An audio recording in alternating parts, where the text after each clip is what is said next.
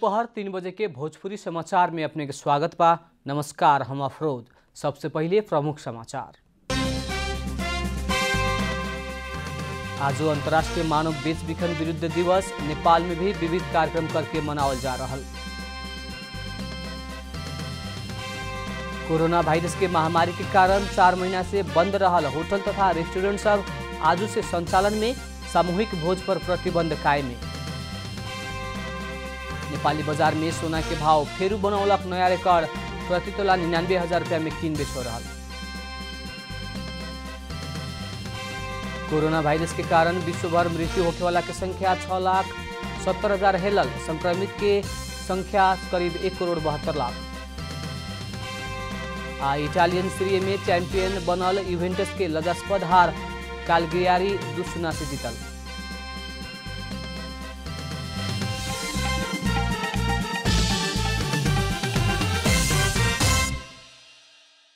अब पूरा समाचार।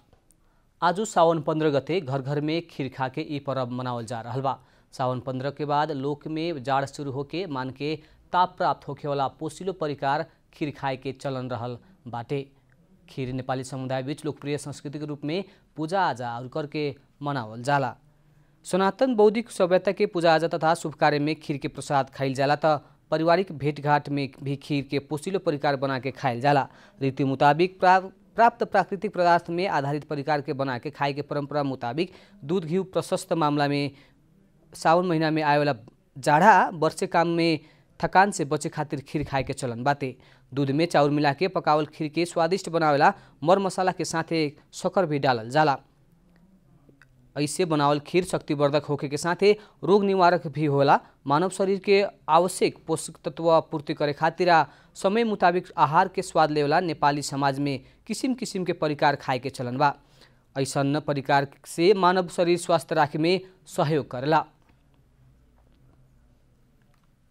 आज अंतर्राष्ट्रीय मानव बेच-बिखन दिवस विरुद्ध दिवस विश्वभर विविध कार्यक्रम करके मनावल जा रहा बा।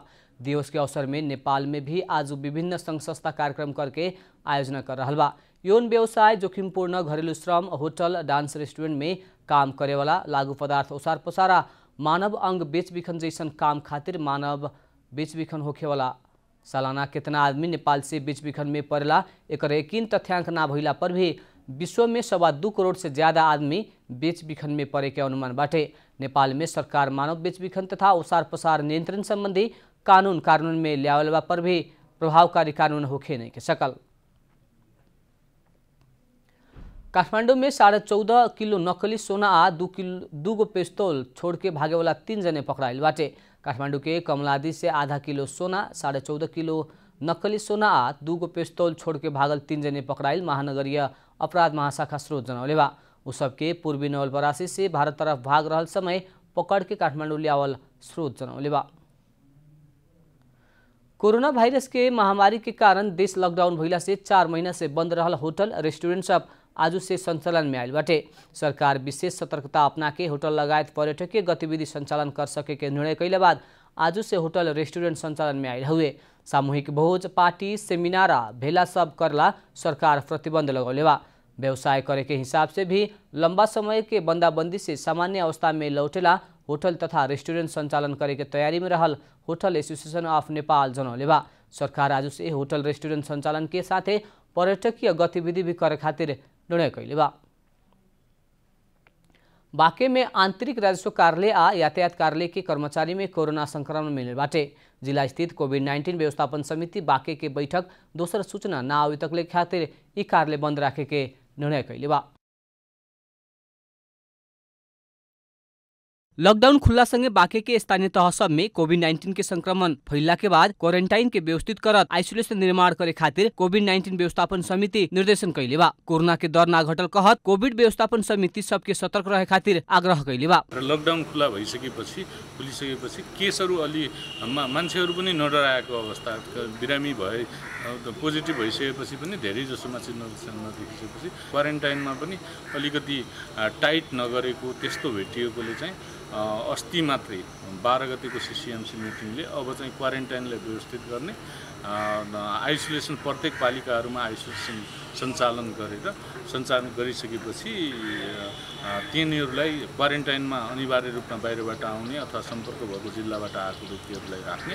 कर्मचारी में कोरोना संक्रमण के समस्या देखला के बाद स्वास्थ्य कार्यालय पिछला समय परीक्षण के दायरा बढ़ाते स्वाब संकलन कर रहल बा। बाँके में अभी तकले 4 से 5 जने में कोरोना संक्रमण दिखाई देले बाटे त 379 जने इलाज के बाद घर लौटल बा। अभी भी आइसोलेशन में 26 जने के इलाज हो रहल बा। अभी तकले 11,200 जना के स्वाब संकलन कैल गइल बा। कोभिड को अवस्था अहिले चाहिँ हामीसित आजकै अवस्था भन्ने हो भने चाहिँ टोटल केसहरू 405 हो। 2टा केसहरू बाहिर जिल्लाका हो, प्युठान र जुम्लाको गरेर 407वटा केसहरू बाँकी अन्तर्गत हो र अरू हामीसित सन्चो भएर गएको लगभग 379 केसहरू सन्चो भएर गइसक्नु भएको छ र चाहिँ अहिले 26वटा केसहरू उपचारको क्रममा हुनुहुन्छ। लॉकडाउन खुले संगे बाँके में कोरोना समुदाय स्तर में फैलल कह के आशंका भइल प्रमुख जिला अधिकारी राम बहादुर कुरुमांगे बतौलन। बाँके के यातायात और राजस्व कार्यालय में कार्यरत कर्मचारी में कोरोना संक्रमण पुष्टि भइला संगे उ सबके संपर्क में आइल व्यक्ति सबके स्वाब संकलन कैल गइल बा। अब 150-200 जति को परीक्षण गर्दाखेरि एउटा दुईटा जति आएको छ। अब यसलाई एउटा दुईटालाई पनि हामीले धेरै हल्का ढङ्गले हेर्नु हुँदैन। त्यसकारण अहिले के छ भन्दाखेरि अहिले आन्तरिक राजस्व कार्यालय र यातायात व्यवस्था कार्यालयमा चाहिँ एउटा देखिएको हुँदाखेरि चाहिँ अब उहाँहरूको चाहिँ रिपोर्ट नआउँदासम्म त्यो कार्यालय चाहिँ हामीले बन्द गरेका छौँ र प्लस चाहिँ अन्यत्र अरू कार्यालयहरूमा पनि हामीले पीसीआरको दायरा चाहिँ फरकले बनाएको छौँ। जिला प्रशासन कार्यालय बाँके में आइसोलेशन सेंटर और क्वारेंटाइन यथावत राखे के साथे जनसंपर्क ज्यादा होखे वाला और सब सरकारी कार्यालय के प्रमुख के स्वास्थ्य सावधानी अपनावे खातिर निर्देशन देहल गइल बा। बाँके से रविन्द्र सिंह ठकुरी की रिपोर्ट। भोजपुरी समाचार में अब छोट विश्राम।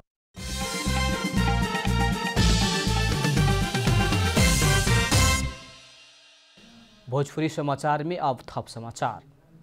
चितवन के भरतपुर स्थित गोंदरांग में रहल बोटलर्स नेपाल तराई लिमिटेड में काम कर रहल 48 जने मजदूर के रोजगारी गइला बाद पुनर्बहाली के माग करत आंदोलन शुरू कैले बा। बीतल दिसंबर से वैकल्पिक व्यवस्था बिना अपना सबके काम से निकलला बाद आंदोलन करे के मजबूरी भइल उ सबके कहनाम बाटे। कंपनी अंतर्गत के वेयर हाउस विभाग में काम करे वाला कर्मचारी ठेकेदार कंपनी पवन ढुवानी से समझौता भइल रहे, लेकिन कंपनी आपन जरूरी मुताबिक अन्य विभाग से भी काम करा रहल उ सब बतौले बाटे। मजदूर सब करीब 10 साल से लगातार काम करते अइला से पुनर्बहाली के माग कैलक हउए।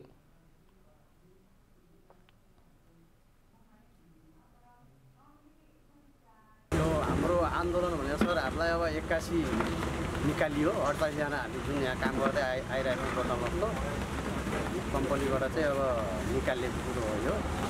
अब जाल जेल गरेर चाहिँ निकाल्यो सर। अब कम्पनीको पोलिसी अब पुरानो मान्छेलाई निकालेपछि नयाँ मान्छे चाहिँ राख्नलाई सजिलो हुने भयो नि त कामदार, त्यही कारणले निकाल्यो सर। कंपनी 24 घंटा भीतर आपन मांग संबोधन ना करी त बोटलर्स नेपाल तराई लिमिटेड के सब माल सामान तथा कच्चा पदार्थ ढुवानी संबंधी के सवारी साधन आवत जावत पूर्ण रूप में रोक लगाव के तालाबंदी करे के संघर्ष समिति के सचिव प्रहलाद बर्तौला बतौलन। रूपन्देही में बीतल 20 साल से व्यावसायिक रूप में केरा खेती होते आइल बाटे। परंपरागत खेती करते आइल कृषक सब नया नया प्रविधि के प्रयोग करत केरा खेती के मुख्य पेशा बनौले बा, लेकिन पिछला समय भारतीय केरा के एकाधिकार के कारण कृषक सब समस्या में पड़ल बा। केरा खेती के खातिर उर्वर भूमि मानल गई रूपन्देही के मायादेवी गांवपालिका और सियारी गांवपालिका के कृषक करीब 20 वर्ष पहले से इ पेशा में शामिल भइल बा। केरा के पॉकेट क्षेत्र के रूप में रहल रूपन्देही के सियारी और मायादेवी के 2 से 50 से ज्यादा कृषक सब केरा खेती करते आइल बा। इंडिया को केराले गर्दा हाम्रो केरा डाउन भयो हुन्छ।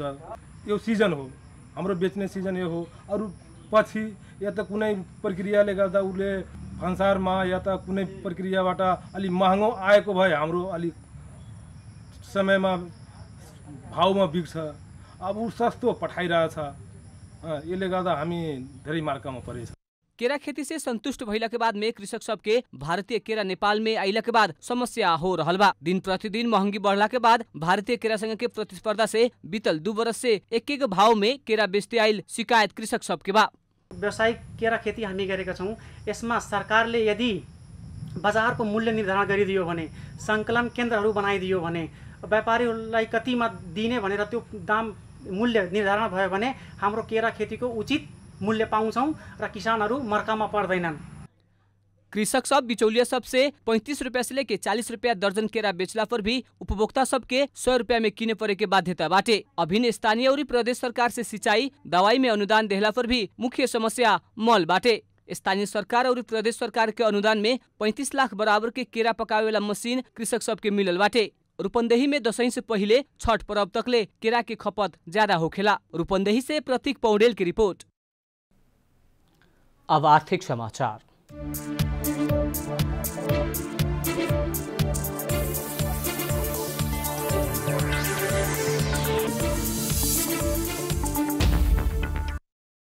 तोला में 500 रुपया से बढ़ के आज फिर सोना के भाव नेपाली बाजार में नया रिकॉर्ड बनौले बाटे।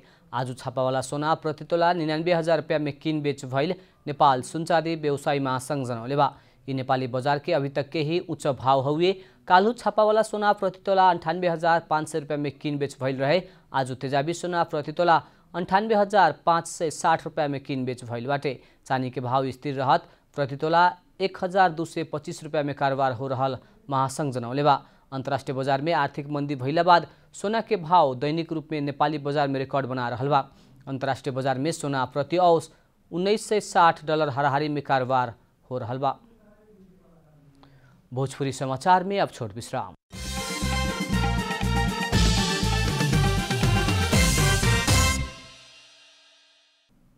अब खेलकूद समाचार।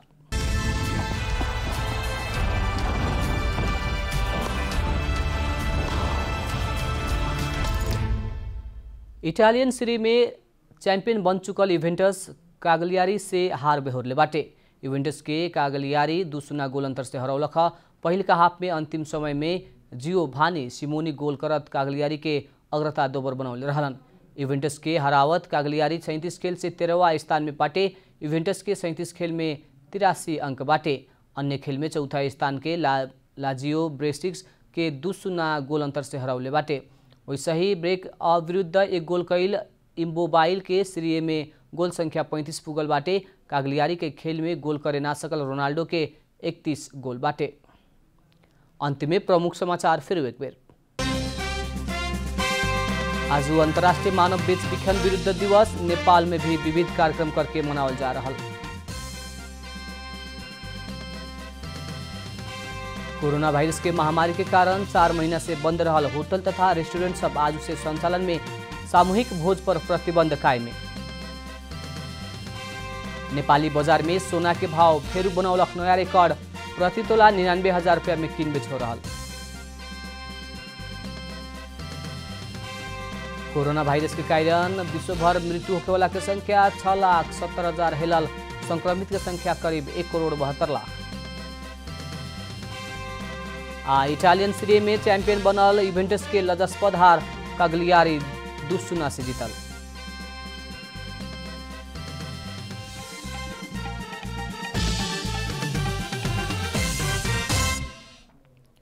भोजपुरी समाचार अभी खातिर इतना ही। जनता द्वारा जनता खातिर प्रसारित जनता टेलीविजन के कार्यक्रम सब यूट्यूब, ट्विटर, फेसबुक और हमने के वेबसाइट जनतासमाचार.com में भी पढ़ा देख सकत बानी।